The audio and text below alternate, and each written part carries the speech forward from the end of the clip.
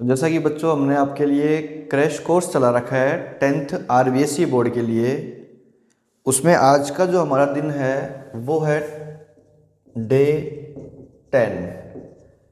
10वें दिन आपकी जो वीडियो है वो आपकी यूनिट 5 से बनाई जा रही है, जो है एपी अर्थमेटिक प्रोग्रेशन समांतर श्रेणी। इस यूनिट में देखो आपने पूरी साल पढ़ा भी होगा। इनमें क्या चलेगा कि आपको कुछ नंबर दिए हुए होते हैं जो एक सीक्वेंस में रहेंगे, जिनके बीच का गैप बराबर रहेगा। इस टाइप के कुछ क्वेश्चन है। अगर हम इसमें से क्वेश्चन आने की बात करें तो यहाँ से दो तो MCQ क्वेश्चन आएंगे आपके, जो टिक द करेक्ट में होंगे। एक आपका फिल इन द ब्लैंक्स आएगा और एक आपका शॉर्ट क्वेश्चन 3 नंबरों का आएगा। इस तरीके से आपकी जो ये यूनिट है 2, 3 और 3, 6 टोटल 6 मार्क्स की ये यूनिट है। टोटल 6 नंबर आपको ये यूनिट दिलवाएगी। और ये मान लो कि आप बहुत ही आसान यूनिट है ये। इसमें से क्वेश्चन कुछ इस टाइप के रहते हैं कि जो आप दो मल्टीपल टाइप क्वेश्चन आएंगे आपके, वो तो आप देखते ही टिक लगा दोगे। उसमें आपको ज़्यादा दिमाग नहीं लगाने की ज़रूरत पड़ेगी। मैं आपको इसका कुछ बेसिक बताता हूँ पहले कि इसका जो बेसिक है वो क्या है। देखो हिंदी में अगर अपन बात करें तो हिंदी में आपको दिया हुआ है कि समांतर श्रेणी अर्थमेटिक प्रोग्रेशन, यानी ऐसे कुछ नंबर जिनके बीच का जो अंतर है वो बराबर चलेगा। जैसे देखो मैंने यहाँ लिखा 5, 10, 15, ये आपकी एक एपी चल रही है ना। मैंने यहाँ 5 की टेबल लिखी है, ये एक एपी चल रही है। अब अगर हम बात करें इसमें फर्स्ट टर्म की, कि जो फर्स्ट टर्म है वो है 5 यानी कि प्रथम पद, और सेकंड है आपका कितना 10, ये आपका सेकंड टर्म है, ये आपका दूसरा पद है। फिर इनके बीच का अंतर देखो, डिफरेंस मतलब अंतर होता है, तो डी निकालना है आपको कैसे, A2 माइनस A1। भाई इन दोनों का जो अंतर होगा वही तो आपका डी होगा। तो 10 में से मैंने 5 माइनस किया तो आपका जो डी आया वो आ गया 5। डी की वैल्यू 5 आ गई। एक तो फर्स्ट टर्म और डी, दो बातें ये हो गई। उसके बाद हम बताते हैं आपको कोई भी इसका टर्म अगर फाइंड करना है आपको। जैसे 5 की टेबल है, मैंने यहाँ इसीलिए ये उठाई है कि एक एग्जाम्पल है जो आपको एकदम आसानी से समझ में आएगा। अब आपको पता है कि 5 की टेबल ये आपकी चल रही है। अब देखो पहले 5 था, 5 में हमने इसका डी जोड़ा, फिर 10 में हमने इसका डी जोड़ा, तो डी हमने टोटल कितनी बार जोड़ा, 1 और 2, लेकिन हमारी टर्म कितनी है 3। तो कहने का मतलब ये है कि जो भी आपको टर्म निकालनी है उसमें आप उससे एक कम बार डी निकाल दो। जैसे मैं आपको बोला कि आप इसकी 10th टर्म बताओ मुझे कि इसकी 10th टर्म क्या होगी, तो 10th टर्म निकालने के लिए आपको ए तो एक बार लिखना ही है और डी कितनी बार लिखना है, जितनी टर्म निकाल रहे हो उससे एक कम बार। यानी ये अगर हम 10th टर्म निकाल रहे हैं तो आपका डी आ जाएगा 9 बार। ये वाली बात क्लियर हो गई होगी। तो अब देखो ए की वैल्यू हमारे पास कितनी है 5, तो ए की जगह हमने रख दिया 5 प्लस 9 इंटू डी की जगह हमने रख दिया जो हमने निकाला था यहाँ। अब पहले मल्टीप्लाई करना, इस चीज़ का बड़ा ध्यान रखना है आपको। पहले मल्टीप्लाई करो, 9 5 ज़ा 45 और प्लस 5 आपका हो गया 50। ये डी है भाई, इन दोनों के बीच का डी और इन दोनों के बीच का डी। अगर ये एपी में है तो दोनों के बीच का जो अंतर है, जो डी है, कॉमन डिफरेंस, सार्वंतर बोलते हैं हिंदी में, वो हमेशा क्या रहेगा, बराबर रहेगा आपका। आपको वैल्यू यहाँ दे रखी है, आपका डी हमेशा बराबर रहेगा। और एक इसमें ही फॉर्मूला होता है an का। जैसे आपको an का अगर फॉर्मूला दे के रखे, या फिर आप मान लो इस तरीके से ना करो, तो an वाला फॉर्मूला ये याद रख लो आप, an equals to a plus n minus 1 into D. इस फॉर्मूले से आप 10th टर्म निकाल सकते हो। देखो a कितना है 5, n होगा आपका वो नंबर जो आपको टर्म निकालना है। जैसे मैंने आपको बोला कि 10th टर्म निकालनी थी हमें यहाँ पे, तो n जो है वो हमारा 10 हो जाएगा, माइनस 1 इंटू डी की वैल्यू आपके पास 5 है ही, तो 5 प्लस 10 में से 1 माइनस हुआ कितना बचा 9, 9 5 ज़ा 45 और ये दोनों मिला के हो गया आपके 50। देखो दोनों सेम आ रहे हैं। अब इसी क्वेश्चन को मैं आपको थोड़ा अलग करके बोलूं कि मैंने आपको यहां बोल दिया कि 5, 10, 15 और ये चलाते चलाते मुझे लेके जाना है 50 तक, तो बताओ कितने टर्म्स इसमें आएंगे। जैसे 5, 10, 15, 20, 25, 30 ऐसे ये कितने टर्म्स होंगे, आपसे ये क्वेश्चन पूछा जाएगा। तो कितने टर्म है, यहाँ आप इस फॉर्मूले से देखो, डी तो आपको फाइंड करना ही है, फिर हम ये फॉर्मूला अप्लाई करेंगे यहाँ पे। इस फॉर्मूले से हम सॉल्व करके देखते हैं। देखो किस हिसाब से होगा, एन वाला फॉर्मूला लगाया is equals to A plus N minus 1 into D. Basic बता रहा हूं, एकदम बेसिक से आपको सारी चीज बताई जा रही है। जहां आपने कुछ ना भी पढ़ रखा हो तो भी आपको ये यूनिट हमारी वीडियो देख के समझ में आ जाएगी। एकदम नीचे से शुरुआत करेंगे और आपको ऊपर तक 6 नंबर दिलवाएंगे। यहां देखो एन, अब एन मतलब जो हम टर्म निकालना चाह रहे हैं, तो हमें तो आपको दे ही रखा है 50। ए की वैल्यू कितनी है, 5 है, प्लस एन हमें फाइंड करना है, और डी कॉमन डिफरेंस तो अभी हमने निकाला ही 5। अब देखो प्लस का 5 यहाँ किस में आ जाएगा आपका, माइनस में, फिर n माइनस 1 इंटू 5, ये कितना बचा 45। ठीक है, नॉर्मल कैलकुलेशन है। मल्टीप्लाई का 5 यहाँ किस में आ जाएगा, 5 डिवाइड में n माइनस 1, 45 में 5 का डिवाइड करो, कितनी बार जाएगा, 9 बार, और माइनस का 1 यहाँ किस में आ गया, प्लस में। तो n की वैल्यू हमारे पास कितनी आ गई, 10। देखो आपको ही पता है कि 5 की टेबल में 50 कितनी बार बोलने पे आता है, 10 बार। ये n निकालना, an निकालना, ये छोटी छोटी सी बातें हैं इसमें, और वही आपसे मल्टीपल टाइप क्वेश्चन में पूछी जाएगी। अब देखो क्वेश्चन की तरफ बढ़ते हैं। अगर अपन, मैंने आपको जितना बताया उससे देखो, आपको दे रखा है कि 10, 7, 4, इसका 10th टर्म क्या होगा। अब इसका 10th टर्म अगर हम बात करें तो यहां देखो आपको थोड़ा सा एक अपग्रेड करना है अपने आप में, जो कैलकुलेशन है उसको थोड़ी सी बढ़ाओ, ताकि क्या होगा कि आप छोटी छोटी चीज़ों को वहाँ लिखो मत। हर चीज़ को लिखोगे तो आपका टाइम बहुत वेस्ट होगा। हर छोटी चीज़ को लिखने की बजाय डायरेक्ट माइंड में सॉल्व करो। इतने बच्चे नहीं हो आप कि आप एक एक चीज़ को पीछे रफ पेज में कर करके सॉल्व करके देखो। देखो मेच्योरिटी लाओ दिमाग में। अब यहाँ क्या है, आपके पास 10th टर्म निकालनी है। ध्यान देना, आपको 10th टर्म निकालनी है, तो आपके दिमाग में सीधी बात यह आनी चाहिए कि 10th टर्म मतलब a प्लस 9d। अब a आपके पास कितना है, 10 डायरेक्ट। ये तो फिर भी मैं थोड़ा सा और बता रहा हूं आपको, लास्ट जब अपन चलेंगे वहां आपको ये भी नहीं लिखवाऊंगा। बिना ये लिखे आप सीधा सिर्फ दिमाग में सॉल्व करके टिक लगाने शुरू कर दोगे। ये जो 15 क्वेश्चन है आपकी प्रैक्टिस में ये बनवा दूंगा कि सिर्फ 2 से 2.5 मिनट में आप पूरे 15 क्वेश्चन टिक लगा दोगे, बिना पेन चलाए, बिना पीछे रफ में सॉल्व करे हुए। इस चीज़ की गारंटी है। बस आप जुड़े रहो। गारंटी हमारी है कि आपको इन 15 सवालों में से 12-13 सवालों में पेन लगाने की जरूरत नहीं होगी। सारे सवाल देखते ही आपके सॉल्व हो जाएंगे। अब क्वेश्चन की तरफ देखो, ए हो गया प्लस 9 हमने लेना ही है, और डी की वैल्यू देखो, डी मतलब बढ़ रहा है या कम हो रहा है, हमें साफ दिख रहा है कि 3 कम हो रहा है। 3 कम हो रहा है, इसका मतलब माइनस का 3। भाई माइनस का 3 हो गया ना। यहां आया कितना आपका 10, यहां आपका आया 10, और 9 3 27। यहां आपका आ गया 9 3 27, माइनस प्लस ये आपका आया माइनस का 17। अब माइनस का 17 तो ऑप्शन में नहीं है, इसका मतलब ये क्वेश्चन कुछ गलत लिखा गया है। यहां 10 की बजाय आपका कितना होना चाहिए, ये क्वेश्चन आपका गलत लिखा गया। ये 10 की जगह यहां 30 है, इसको करेक्शन करो थोड़ा सा। ये जो 10 है इसकी जगह 30 था, तो हमें यहां 29 लेना पड़ेगा। वो क्वेश्चन में थोड़ा सा गलत था, 30 की जगह यहां 10 ले लिया था हमने, वो 30 करा तो यहाँ 29d हो गया।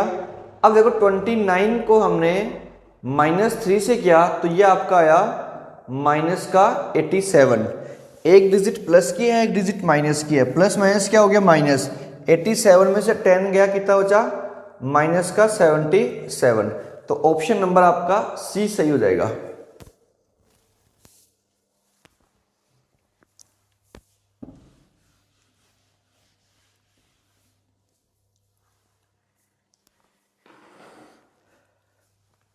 अगले क्वेश्चन की तरफ बढ़ते हैं।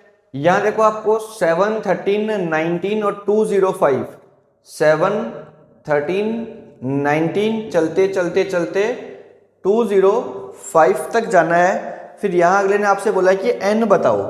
तो देखो मैंने बोला था आपको कि जो लास्ट नंबर है वो आपका क्या होता है an। तो आपको an वाला फॉर्मूला लगाना है। an is equals to a plus n minus 1 into D. an की वैल्यू कितनी है आपको दी हुई है 205, a कितना है आपके पास 7 है, n हमें फाइंड करना है और d हमारा देखो 7 से 13 हुआ यानी कि बड़ा है। कितना बड़ा है 6 का अंतर बड़ा है, तो d हमारा हो गया 6।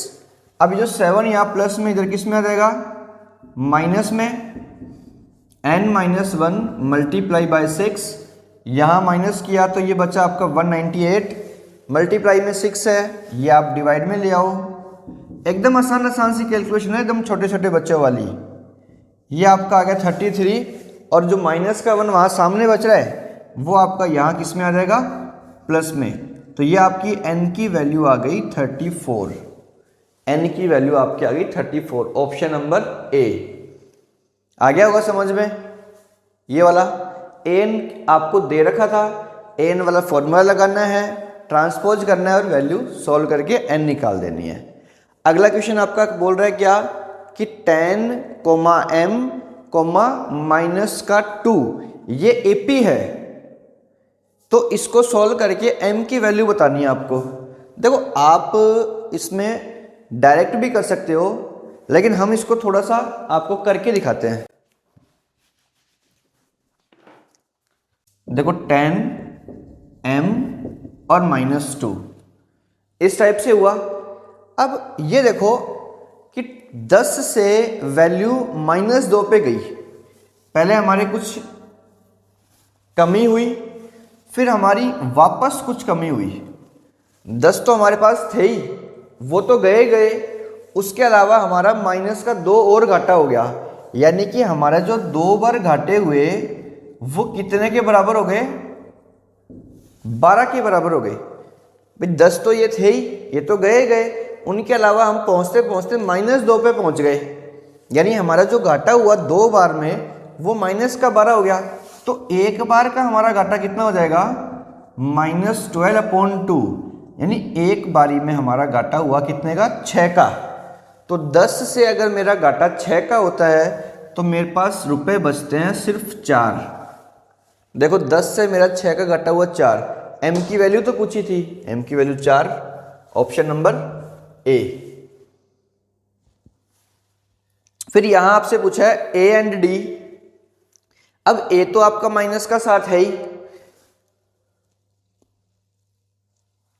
दो ऑप्शन, देखो ऑप्शन 2 तो कट गए, खाली आपको b और c में से बताना है। अब यहां देखो b और c में पहला ऑप्शन एक जो है आपसे a पूछा है, तो a तो हमें पता ही है कि -7 है, लेकिन दूसरा ऑप्शन आपके पास अंतर का है d। तो यहां देखो अंतर अगर मैं बात करूं तो 7 से 9 हुआ है, 7 से 9 हुआ मतलब अंतर कितने का चल रहा है 2 का, तो 2 का अंतर तो सिर्फ एक में ही है। अब कम हो रहा है ज्यादा हो रहा है वो मैटर नहीं करता, आप ऑप्शन देखो कि हमारे 2 ऑप्शन थे, इसमें से एक में डी तो आ रहा है, दूसरे में तो 2 है ही नहीं डी, तो बस सॉल्व वहां करने नहीं बैठना है आपको, ऑप्शन देखना है, टिक लगाना है, बस खत्म बात। जैसे मैंने आपको बताया 2 ऑप्शन तो आपको देखते ही कट हो गए, क्योंकि इसमें पूछा क्या है ए पूछा है, तो ए यहाँ आपको प्लस का 7 दे रखा है, तो ये तो ऑप्शन वैसे नहीं होगा। यहाँ आपको ए माइनस का 2 दे रखा है, तो ये ऑप्शन तो वैसे ही नहीं होना। आपके ऑप्शन बचे 2। अब इन दोनों में देखो 7 से 9 हुआ मतलब 2 का ही तो हुआ, या तो बढ़ रहा है या घट रहा है, कोई फर्क नहीं है। यहाँ तो सीधा 16 पे पहुंचा दिया अगले ने, ये नहीं होगा, ऑप्शन बी पे टिक कर देना बस आराम से, इस टाइप से। नेक्स्ट देखो 2, 7, 12 सम ऑफ 10 टर्म्स, मतलब आपको यहाँ 10 पदों का सम निकालना है, यहाँ आपको 10 पदों का सम निकालना है। तो या तो फॉर्मूले से करो, अगर आपको बाई चांस फॉर्मूला याद नहीं रहता है तो आप क्या कर सकते हो, इनको नॉर्मल इनके 10 टर्म लेके जोड़ भी सकते हो। इससे बेटर है कि आप क्या करो, एसएन वाला फॉर्मूला लगाओ। एसएन का फॉर्मूला होता है n/2 2a plus n-1 into D. ठीक है, अब देखो n हमें कितना टर्म लेना है, 10 टर्म लेनी है। 2 इंटू ए हमारे पास कितना है, a हमारे पास है 2 प्लस n हमें 10 लेनी है, और d हमारे पास मतलब इनका अंतर कितने का चल रहा है आपका, 5 5 बढ़ रहे हैं, तो अंतर हो गया हमारा 5। बस अब इसको सॉल्व कर दो, आपका ऐसे ना देगा।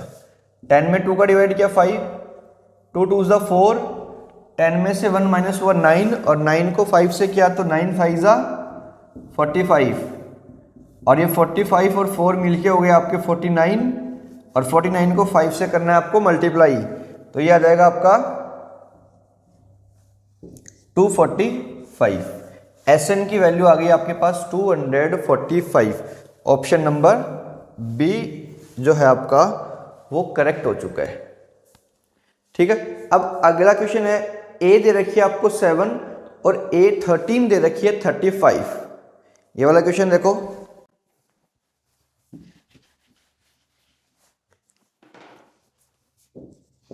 ए दे रखी है 7, ए 13 दे रखी है 35। बस जो चीज दे रखी है वहीं से शुरू कर दो भाई। ए 13 दे रखी है ना, ए 13 मतलब ए प्लस 12d। ये तो बताया था मैंने कि जो टर्म है ए तो लेना ही लेना है आपको, और उससे एक कम बार डी ले लो। ए कितना है आपके पास 7, ए की जगह 7 रख दो जो आपको क्वेश्चन में दे ही रखी है वैल्यू, प्लस का 7 है उधर किस में चल जाएगा, माइनस में। अब 35 में से 7 माइनस हुआ तो ये आपके पास कितना बच गया, 28, और ये जो 12 यहाँ डिवाइड में है, मल्टीप्लाई में है, वो आपका डिवाइड में चला जाएगा, 28/12।